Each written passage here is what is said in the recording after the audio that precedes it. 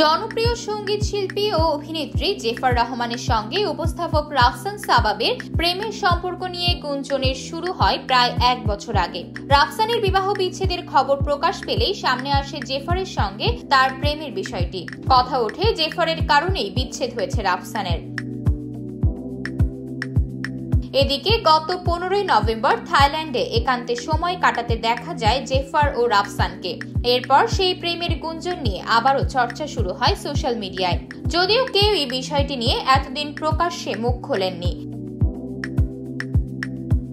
তবে সম্প্রতি এক সাক্ষাৎকারে রাফসানের সঙ্গে সম্পর্ক নিয়ে জেফার বলেন, বিষয়ে তার কিছু পরিষ্কার করার নেই, কারণও ব্যাখ্যা করেছেন এই শিল্পী। তার কথায় বিয়ে না করলেও মানুষ ইতোমধ্যেই তার ব্যক্তিগত জীবন, বিয়ের সম্পর্ক নিয়ে নানা মন্তব্য করেছেন।